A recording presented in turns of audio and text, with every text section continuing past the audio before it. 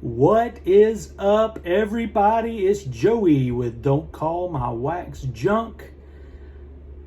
And guys, I wanted to come on and make a video. I was moved by a fellow YouTuber who made a great kind of tribute video to his first favorite player. I'm talking about Near Mint Musings. I'm going to link his channel in the description of this video. But Near Mint Musings talked a lot about his favorite Mariner growing up.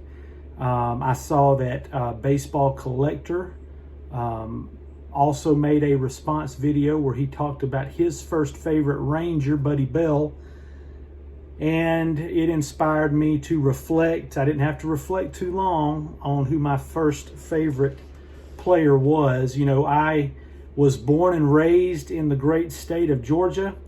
So Braves country, as it is referred to, is in my own backyard, so to speak. But I know that I share this first favorite player with lots and lots of people from sea to shining sea, thanks to Ted Turner, thanks to the creation of the Superstation TBS.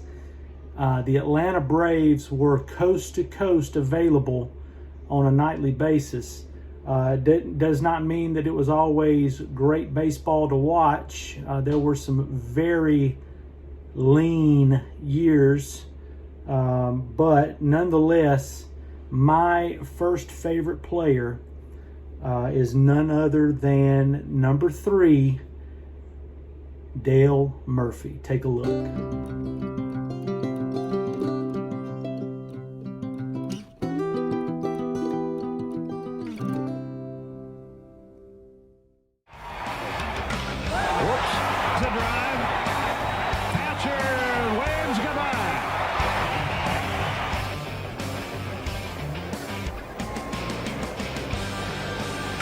Fastball hit a ton to left field. Bye-bye.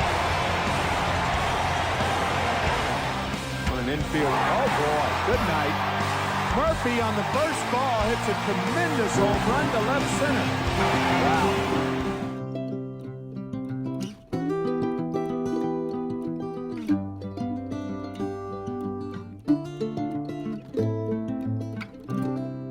Change up, and he drilled it. Right field, Murphy. Did he catch it? He caught it. Murphy's a savior. There's a drive. He's got another one. Basillo is greeted. He gets a standing.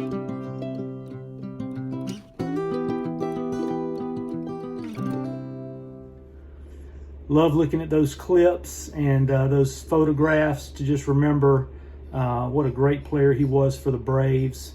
I know he went to the Phillies late in his career and even to the Rockies, I think, to finish out a portion of his final year.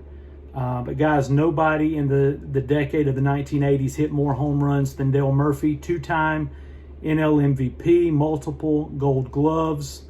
And let's not forget the fact that when he came up as a catcher, and a catcher who developed the case of the yips. And had it not been for the keen eye of Bobby Cox, who knows what would have happened to Dale Murphy. But Bobby loved his swing, loved his offensive approach, and turned Dale from a catcher into an outfielder. And the rest, as they say, is Braves history. But again, Dale Murphy, an easy guy to like. First of all, he was a good player. Second, he's just a great human being. Did so much for the city of Atlanta, the state of Georgia, and the Southeast. And, you know, gotten the pleasure to meet him a couple of times. And again, just such a gracious person. But wanted to share a few of my favorite Dale Murphy cards from my collection. So we're going to turn the camera around and take a look and reflect on the career of number 3. All right, guys. Was just going to fly through some Dale Murphy cards here. Great pieces to my Braves collection. Here's his 77 Topps rookies again. Remember, came up as a catcher. Not as many. I think Rick Cerrone maybe on this card was the most recognizable as far as career in the big leagues. But he also had a 78 catchers, and all of these catchers ended up having pretty lengthy careers in the big leagues. Ernie Whitt was actually a catcher for the Braves for a period with Dale later in the 80s.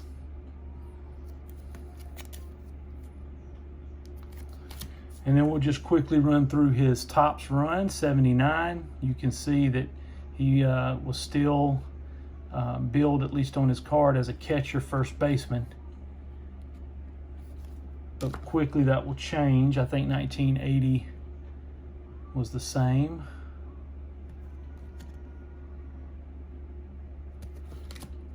But then we see outfield by 1981.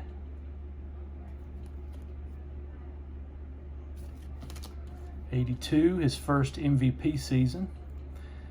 A lot of people think Mike Schmidt was robbed of the MVP in 1982, but the numbers were very similar. I know Schmidt had a higher OPS that year, but let's face it, Dale Murphy led the Braves to a postseason appearance for the first time since 1969.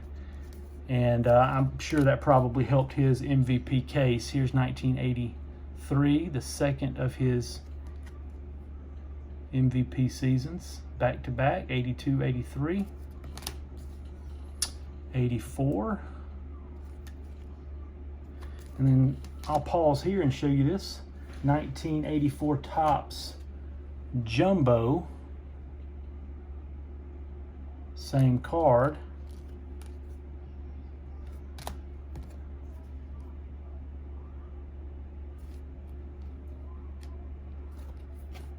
Awesome, love that. 85, and this is where the Braves really start having those lean years. This was a gift from Pepino Man, a 1985 Braves pocket schedule featuring Dale Murphy on the front. Look at some of those ticket prices there in 1985. Club level, $8.50. Wow. 86.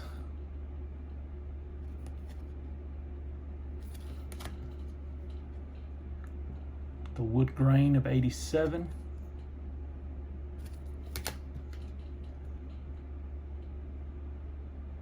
'88 is the first year of the uniforms that we know currently that the Braves sport, and they have not changed them since 1988. There's 90. 90 was Dale's last year with Atlanta as a young up-and-comer named David Justice. Created a way that the Braves no longer had to keep Dale, and then he moved on to the Phillies in 91, 92. In his final Topps card, 1993.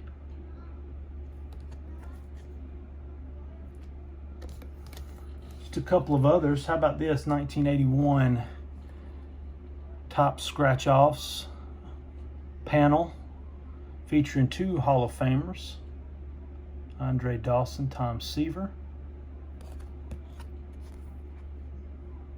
Love this kind of stuff.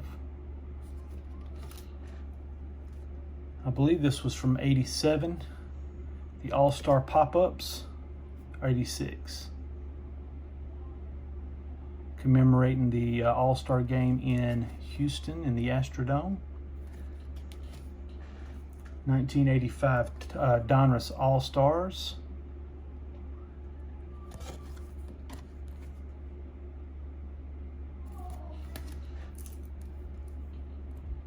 I believe this was from 1983 Donruss Champions.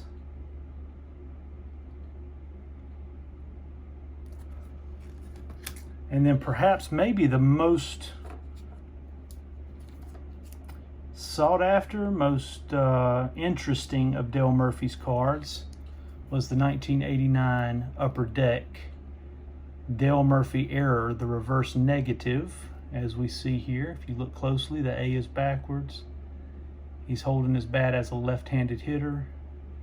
The Braves is reversed on his jersey. This was a super rare and highly sought after error card from '89 Upper Deck. And as I came to find out, very forged. So you have to pay close attention to the hologram there on the back.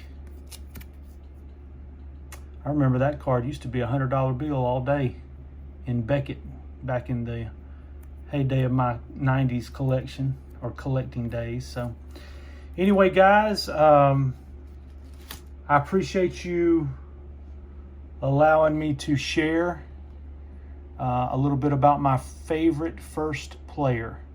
And what a guy. Here's a couple of pictures of times I got a chance to meet Dale. Everybody have a great day, great rest of your weekend. We'll look forward to catching everybody down the road. Take care.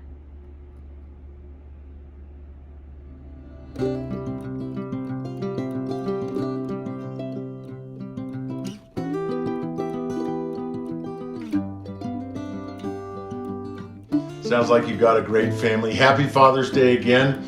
God bless. You guys stay safe and go Braves and go Vols. Take care.